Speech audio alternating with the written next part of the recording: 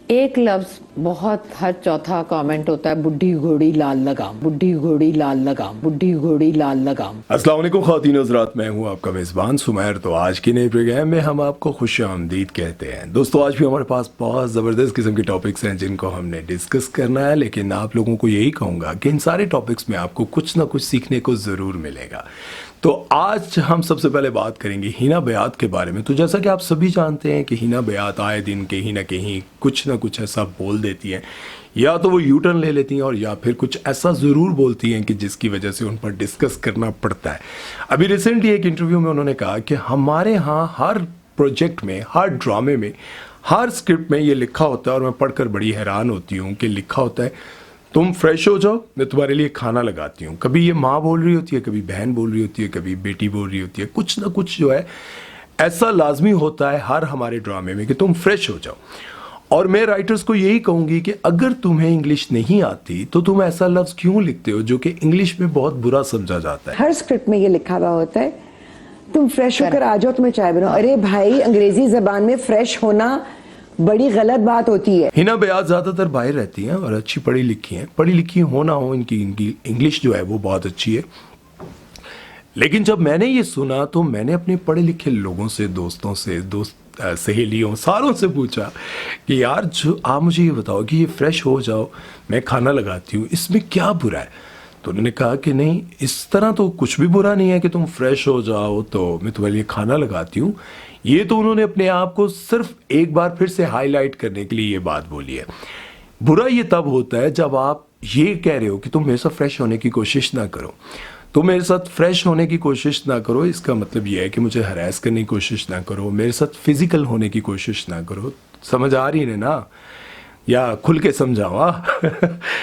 اس کا مطلب یہ ہے کہ میرے ساتھ تم فریش ہونے کی کوشش نہ کرو، مجھے ہراس کرنے کی کوشش نہ کرو، یا پھر میرے ساتھ اپنا فزیکل ریلیشن بنانے کی کوشش نہ کرو، تب یہ برے معنی میں آتا ہے۔ لیکن اگر آپ اس طرح بولتے ہیں کہ تم فریش ہو جاؤ، اس میں کوئی برائی نہیں ہے، یہ کچھ بھی اس میں غلط نہیں ہے۔ یہ وہ لوگ ہیں جو بائی برتھ امریکہ پیدا ہوئے، یہ ان لوگوں سے ڈسکس ہوئی، جو بائی برتھ کینیڈا میں پیدا ہوئے، جنہوں نے انگلش کو سمجھا، پڑھا، ان کی مادری زبان ہے، ان سے میں نے ڈسکس کیا۔ اس تو بعد میں اپنی بیوی کو پوچھا ہے یار یہ کیا برا ہے، وہ بہت اچھی پڑھی لکھی ہے یار۔ اس نے کہا نہیں، اس طرح بولنا تو برا نہیں ہے۔ میں نے ساری تحقیق کی، لیکن ہینا بیات ایسی باتیں کیوں کرتی ہیں؟ ہر بار کوئی نہ کوئی ایسی چیز کرتی ہیں، لیکن اس پر میں اپنی اور رائے اس لیے نہیں دوں گا اور زیادہ اس پر ڈسکس نہیں کروں گا، کیونکہ میں چاہتا ہوں کہ آپ لوگ جو پڑھے لکھے لوگ ہیں، میں تے ایڈا پڑھیا لکھیا نہیں ہے باجی، تو انہوں پتہ ہی ہے، تو جو پڑھے لکھے لوگ ہیں وہ اس سارے میری ساری بات کو سنیں اور کمنٹ سیکشن میں لکھیں۔ کہیں میں غلط ہوں تو پھر میں اگلی ویڈیو میں بتاؤں گا کہ ہاں بھائی اس میں برائی ہے۔ بہرحال آپ لوگ یہ بات سن رہے ہیں، سمجھ رہے ہیں، تو کمنٹ سیکشن میں ضرور لکھیں، تحقیق کے ساتھ لکھیے گا، جلد بازی میں مت لکھیے گا، اور آپ مجھے بتائیے گا کیا واقعی ٹھیک ہے، تاکہ آنے والے وقت میں بہت سارے لوگ اس بات کو سمجھ سکیں۔ بہرحال چلتے ہیں نیکسٹ خبر کی طرف اور بات کرتے ہیں جی ہم صبا فیصل کے بارے میں۔ تو صبا فیصل کہتی ہیں کہ مجھے بہت دکھ ہوتا ہے جب میں سوشل میڈیا پر اپنی کوئی بھی تصویر لگاتی ہوں تو لوگ کہتے ہیں بوڑھی گھوڑی لال لگام، کیا کہتے ہیں یار وہ اس طرح کا، اور کچھ لوگ کہتے ہیں اس عمر میں شرم نہیں آتی، اس عمر میں تمہیں کیا کرنا چاہیے، کہتے ہیں کہ یار کیا بندہ جب بوڑھا ہو جائے تو تیار نہیں ہو سکتا؟ ایک لفظ بہت ہر چوتھا کامنٹ ہوتا ہے، بڈھی گھوڑی لال لگام۔ ہر انسان جینے کے لیے آیا ہے، ہر ایج سیلیبریٹ کرنے کے لیے۔ کیا جب انسان بوڑھا ہو جائے تو اس کو سنورنے کی اجازت نہیں ہے؟ اجازت ضرور ہے، ہاں، البتہ یہ ہے کہ سوشل میڈیا اور اگر ان دونوں چیزوں کو دنیاوی دینی طور پر دیکھا جائے تو اجازت نہیں ہے کہ آپ تصویر بنا کر سوشل میڈیا پر لگائیں، لوگ آپ کو دیکھیں۔ لیکن اگر صرف سوشل میڈیا کی بات کی جائے تو پھر لوگ بہت غلط کرتے ہیں، دنیاوی طور پر بات کی جائے تو بہت غلط کرتے ہیں، کیونکہ یہ وہی لوگ ہوتے ہیں جو خود 35 سال کی عمر میں بوڑھے لگنے لگ جاتے ہیں اور دوسروں کو دیکھ دیکھ کر جیلس ہوتے ہیں اور پھر اس طرح کی بات کرتے ہیں۔ صبا جی میں یہ بات سمجھ سکتا ہوں کہ آپ کو کتنا برا لگتا ہوگا، اور اس کے ساتھ ساتھ انہوں نے یہ بھی کہا کہ میری بیٹی جب تصویر لگاتی ہے میں اس کی بڑی تعریف کرتی ہوں کہ تم بہت پیاری لگ رہی ہو، لیکن منافقت کی حد دیکھیں، جب بیٹی تصویر لگاتی ہے تو لوگ یہ کہتے ہیں کہ تم ماں کی طرح کبھی نہیں ہو سکتی، کہتی ہیں جب میں اپنی بیٹی کو کہتی ہوں بہت پیاری لگ رہی ہو تم، بہت اچھی لگ رہی ہو، تو وہ کہتی ہیں ہاں کیا پیاری لگ رہی ہوں، جب تصویر لگاؤں گی تو کامنٹس آئیں گے کہ تم ماں جیسی کبھی نہیں بن سکتی۔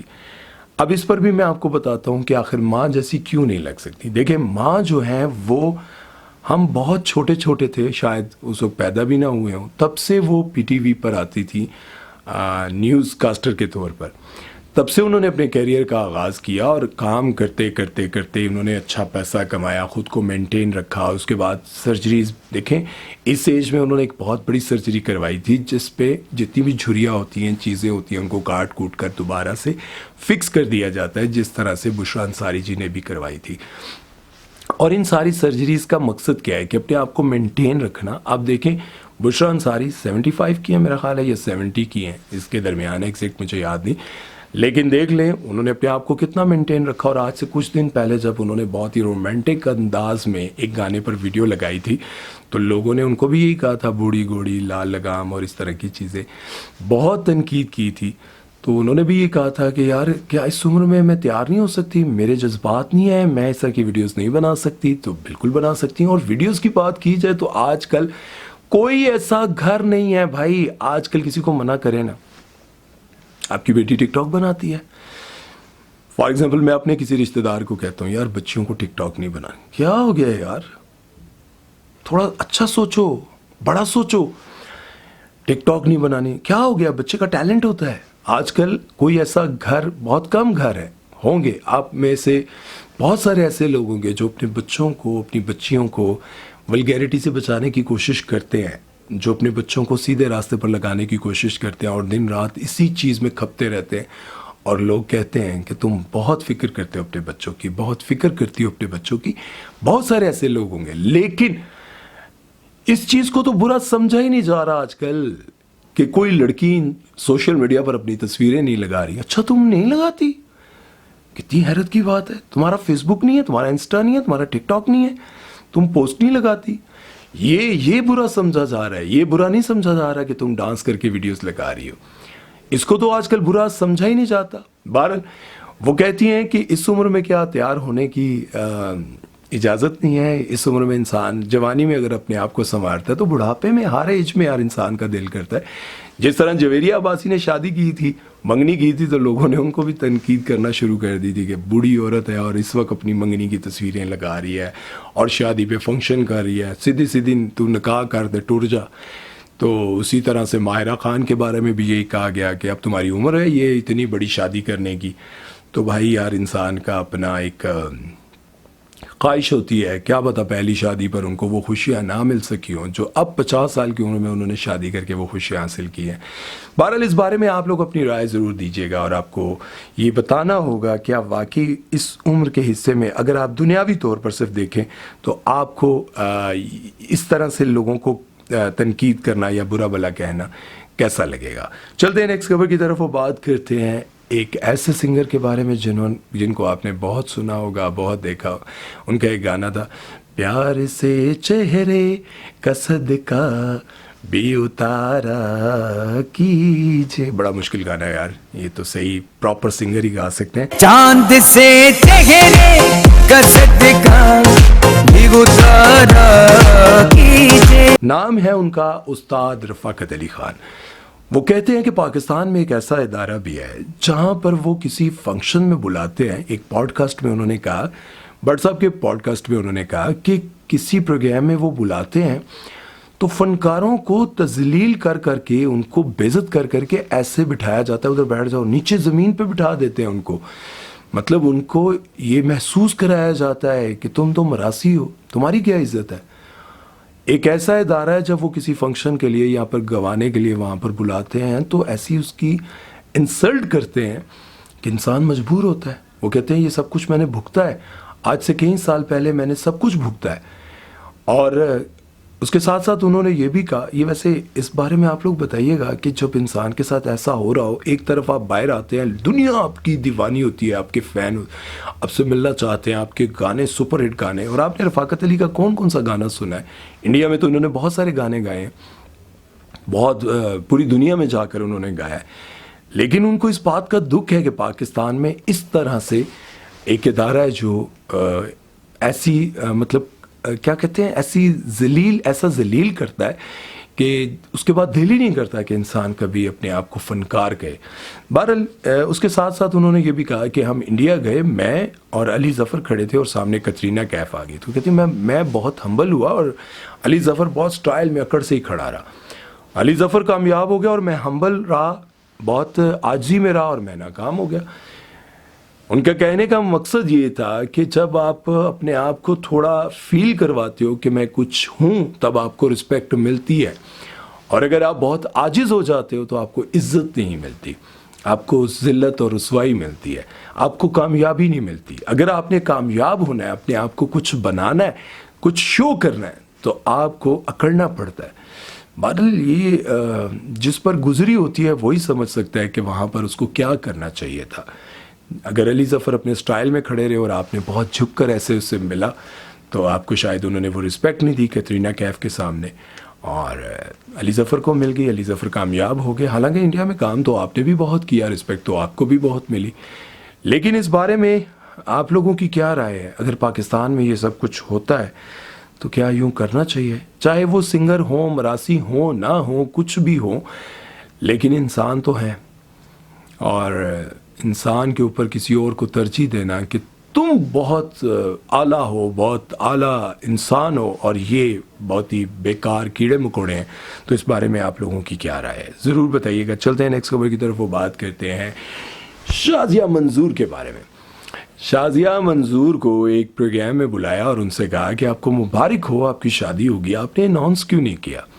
تو انہوں نے کہا کہ میری شادی ہوئی نہیں. شازیہ منظور آج کل بہت سارے پروگرامز میں آتی ہیں لیکن خود ہی پرینک اور یہ سب کچھ فیک بناتی رہتی ہیں, لیکن اس بار لگتا ہے کہ وہ ایسا تھا نہیں, لیکن مجھے لگتا ہے کہ اس بار بھی یہ سارا سکرپٹڈ ہی تھا. ان کو ایک پروگرام میں بلایا اور ان کو مبارکباد دی گئی کہ آپ کو بہت بہت مبارک ہو کہ آپ کی شادی ہو گئی ہے, لیکن آپ نے اناؤنس کیوں نہیں کیا؟ انہوں نے کہا شادی ہوئی نہیں. اب ایک چیز یہ ہے کہ عمر کا ایسا حصہ آ گیا ہے کہ آپ نے شادی کا سن کر نا, جیسے سلمان خان سے شادی کے بارے میں پوچھا جائے تو ان کو غصہ آ جاتا ہے, کہتے ہیں یار اس کے علاوہ کچھ سوال کرنا. وہ کھڑے بھی ایسے ہوتے ہیں, ٹھیک ہے, کہ میرے سے کوئی ایسا سوال ہی نہ کرے, اور جو ایسا سوال کرتا ہے اس کی بھی شامت آ جاتی ہے کہ سلمان خان کو انڈر ورلڈ کا ڈان بھی کہا جاتا ہے. کہتے ہیں بھائی ہے یہ تو, اور پوری انڈسٹری میں اسی بندے کا راج ہے. بہرحال ان سے شازیہ منظور سے جب شادی کے بارے میں پوچھا, انہوں نے کہا نہیں میری شادی نہیں ہوئی, جب ہوگی میں اناؤنس کر دوں گی. انہوں نے کہا نہیں, اس شادی میں جو شامل تھا اس نے ہمیں بتایا کہ شادی ہوگی. انہوں نے کہا اب اگر آپ نے یہ سوال کیا تو میں اپنا ٹیمپرامنٹ جو ہے نا وہ لوز کر بیٹھوں گی, میں غصے میں آ جاؤں گی, آپ اس ٹاپک کو چھوڑ دیں. میں نے آپ کو بولا میں نے ابھی شادی نہیں کی, جب کروں گی بہت جلدی کروں گی, پھر اناؤنس بھی کروں گی, تو پلیز بند کر دے اس بات کو. یہیں پہ میرا ٹیمپر ذرا لوز ہو جاتا ہے, اب مجھے غصہ مت چڑھانا پلیز. اچھا ویسے آپ مانتی کیوں نہیں ہے یار, بتا دیں. ارے بھائی میں ہوگی تو مانوں گی نا, میں ایسے کیسے مان جاؤں؟ آپ میری بہت اچھی دوست بھی ہیں, آپ میری بڑی بہنوں کی جیسی بھی ہیں, ہاں مجھ سے چھپانے والی کیا بات ہے؟ تم نکاح میں شامل تھی کیا؟ نہیں لیکن ہمیں پتہ چلے, اب ایسے بندے نے بتایا جو نکاح میں شامل تھا. اور اسی بحث کو انہوں نے آگے بڑھایا, کنٹروورسی جس طرح سے اسی پروگرام میں. یار یہ ہوسٹ کیا ہے, ان کا نام ذرا آپ لوگ کمنٹ سیکشن میں لکھیے گا. یہ والی ہوسٹ جو ہے, ان کو چاہت فتح علی خان جو ہے نا وہ لائن مارنے کی کوشش کر رہے تھے. چاہت فتح علی خان صاحب پروگرام میں آئے اور دل پہ ہاتھ رکھ لیا, اور کیوں ہو گیا پاجی؟ مجھے لگتا ہے میرے دل سے درد پہ گیا. وہ اٹھی ہے, پانی ڈال کے دے رہی ہے, چاہت صاحب پانی پی رہے ہیں. کہتے ہیں ہوا کیا؟ کہ میں نے اپنی زندگی میں اتنی خوبصورت لڑکی دیکھی نہیں ہے جتنی خوبصورت آپ ہے. چاہت صاحب تو آنو ایک چھک کے نہیں, وڈے ہو تسی, وڈے ہو. بہرحال چاہت صاحب نے ان کو ایسے شو کرنے کی کوشش کی کہ ان اصل میں لوگوں کو لگ رہا تھا کہ بھائی ہارٹ اٹیک ہونے لگا ہے, ان کی طبیعت خراب ہوگی. پیچھے میوزک بھی وہ بج رہا تھا, ٹن ٹن ٹن ٹن. تو لگ رہا تھا کہ چاہت فتح علی خان صاحب بس یہ آخری پروگرام ہے ان کا, اللہ تعالیٰ ان کو زندگی دے, ہدایت دے. لیکن لگ رہا تھا کہ یہ ان کا آخری پروگرام ہے اور وہ بس جانے والے ہیں. لیکن کیا ہوا کہ انہوں نے کہا کہ میرے دل کی دھڑکن اس لیے تیز ہو گئی کہ میں نے اتنی خوبصورت کبھی لڑکی دیکھی نہیں. متیرا بھی تسی پہلی بار ہی دیکھی سی, اے بھی تسی پہلی بار ہی دیکھی ہے. ہلے تو شکر ہے تسی پف اگے والے پاسے نہیں کڈیا, نہیں تے تانوں تے ہور زیادہ جڑا نا لینڈ مارن دی عادت ہوندی. بہرحال چاہت بھائی جہاں بھی جاتے ہیں اسی طرح کی حرکتیں کرتے ہیں, اور آپ کو پتہ ہے اس وقت چاہت صاحب کے پاس ٹائم ہی نہیں ہے. میں نے 3-4 دفعہ انٹرویو کے لیے فون کیا, کہتے ہیں ہاں ابھی آج کل میں تھوڑا بیزی ہوں سمیر بھائی, اللہ تعالیٰ کا شکر ہے, اللہ تعالیٰ کا فضل ہے, جب بھی ٹائم ملے گا آپ کو ٹائم دوں گا. تو بھائی اگلے کے پاس آج کل بالکل ٹائم نہیں ہے. ہاں وہاں ٹائم ضرور ہے, جیسے ہی ان کو کہنا 50,000 دیں گے ٹھگ کر کے پہنچ جائیں گے. آپ نے بھی اگر چاہت بھائی کو انٹرویو کے لیے بلانا ہے یا پھر ان کے ساتھ سیلفی شیلفی بنانی ہے, آپ کو لگتا ہے تو 50,000 ان کو دے دے تو وہ حاضر ہو جائیں گے. لیکن 50,000 کس چیز کا دیں گے آپ, یہ بات سوچنے کی ہے. بہرحال آج کی جو خبریں تھیں وہ آپ سب کے سامنے ہیں, آپ لوگ اس بارے میں اپنی رائے ضرور دیجیے گا. لیکن ایک بات میں آپ لوگوں سے ضرور کہنا چاہوں گا, دیکھیں آپ اپنے آپ کو مینٹین رکھیں, خوبصورت بنائیں, اپنی کیئر کریں. چاہے آپ بوڑھے ہیں جوان ہیں, اپنی کیئر کریں, واک پر جائیں, جم جائیں. یہ مت سوچیں کہ اب کیا عمر رہی. نماز پڑھیں, گناہوں سے بچیں, اور اس کے ساتھ ساتھ اپنوں کا خیال رکھیں اور اپنی کیئر کریں. یہ مت سوچیں کہ آپ کی ایج کیا ہے. ایج کچھ نہیں ہے بھائی, جب تک زندہ ہو جینا ہے اور ڈھنگ سے جینا ہے. کسی پر تنقید نہ کریں, کسی پر یہ تنقید نہ کریں بوڑھی گھوڑی, اور یہ دکھ ہوتا ہے یار کسی کو. ہاں البتہ اگر آپ دنیاوی اور دینی چیزوں کو کمپیئر کرتے ہوئے کہیں تو اچھا میسج کریں. شاید آپ کا ایک میسج, آپ کی اچھی چیز لکھی ہوئی کسی کے دل پر لگے اور وہ اس عمر میں آ کر توبہ کر لے اور وہ اپنی زندگی سنوار لے. آپ اس بارے میں کیا کہتے ہیں اور آپ لوگوں کو کیا لگتا ہے, کامنٹ سیکشن میں ضرور بتائیے گا. اور اپنا بہت سارا خیال رکھیے گا, دعا میں یاد رکھیے گا. سمیر چودھری کو دیجیے اجازت, اللہ حافظ.